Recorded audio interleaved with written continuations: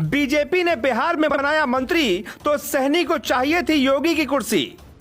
UP में आकर योगी और शाह को ललकारा तो खत्म हो गई वीआईपी पार्टी। शपथ के बाद यूपी में राजभर और स्वामी के साथ भी कुछ ऐसा ही होगा। ये है बिहार सरकार के मंत्री मुकेश सहनी। बिहार में वीआईपी पार्टी के 4 विधायक जीते तो अमित शाह ने समर्थन लेकर वीआईपी पार्टी के अध्यक्ष मुकेश सहनी को एमएलसी बना दिया और फिर मंत्री भी बनाया।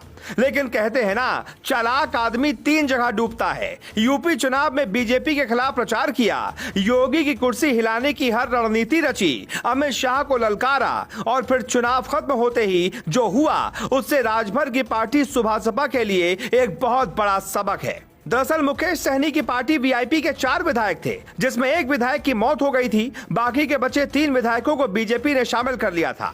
अब पार्टी के पास एक भी विधायक नहीं बचा। मंत्री की कुर्सी भी जाएगी और मुकेश सहनी का सीएम बनने का सपना भी टूट जाएगा। जैसे स्वामी यूपी में बागी हुए थे, वैसे ही मुकेश सहनी बिहार की सियासत छोड़कर यूपी में योगी की कुर्सी हिलाने आए थे। चुनाव खत्म होते ही शाह ने पार्टी ही खत्म कर दी। अब ना रहेगा बांस, ना बजेगी बांसुरी। छोटी पार्टियों को समझना चाहिए, अमित शाह से जिसने भी पंगा लिया उसका हाल ऐसा ही होता है। मुकेश सहनी की पार्टी के 3 विधायक राजू सिंह, मिश्री लाल और सवर्णा सिंह बीजेपी में शामिल हो गए हैं। बिहार सरकार में मंत्री सहनी का सीएम बनने का सपना था, लेकिन एक झटके में पार्टी ही खत्म हो गई। बिहार में बीजेपी के पास कुल 71 विधायक थे, अब 74 हो गए हैं और वो बिहार की सबसे बड़ी पार्टी बन गई है। उत्तर प्रदेश विधानसभा चुनाव में बीजेपी के खिलाफ ही 53 सीटों पर उम्मीदवार खड़े कर दिए थे। यही नहीं, चुनाव के दौरान मुकेश सहनी ने अखबारों में बीजेपी के खिलाफ फुल पेज का विज्ञापन भी दिया था, जहां पर उन्होंने मतदाताओं से बीजेपी को वोट न करने की अपील की थी। यूपी चुनाव के नतीजे आए तो वीआईपी एक भी सीट नहीं जीत पाई और कई सीटों पर तो उनके उम्मीदवारों की जमानत तक जब्त हो गई। मुकेश से नाराज बीजेपी ने इसके बाद से ही ऑपरेशन मुकेश सहनी की शुरुआत कर दी थी।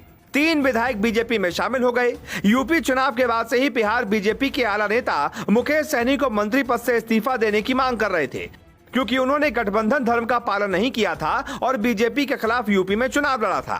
अमित शाह ने एक तीर से 3 निशाने लगाकर मुकेश सहनी जैसे लोभी नेताओं को समझा दिया है, हद में रहना अगर समझौते की सियासत करना है तो।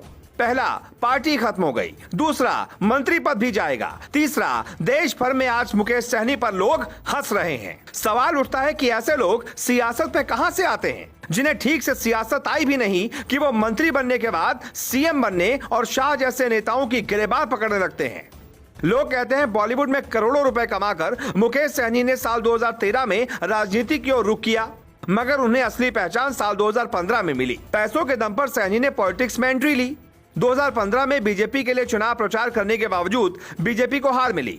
इसके बाद सहनी आरजेडी के साथ गठबंधन में शामिल हो गए। मुकेश सहनी खुद को कहते हैं सन ऑफ मल्लाह। इसी नाम से उन्होंने चुनाव के दौरान अपनी मार्केटिंग की। बिहार में करीब 6% आबादी इस समुदाय की है, जिसमें 10 जातियां हैं जिन्हें अति पिछड़ा जातियों में शामिल किया गया है। महागठबंधन में शामिल होने के लिए सहनी ने 2018 में अपनी पार्टी वीआईपी का गठन किया था।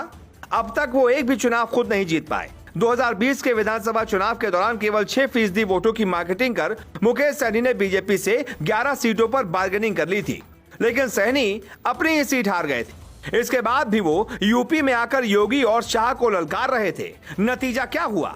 हाल कुछ ऐसा हुआ कि अब न पार्टी बची, न मंत्री की कुर्सी बचने वाली है और न ही बिहार की सियासत में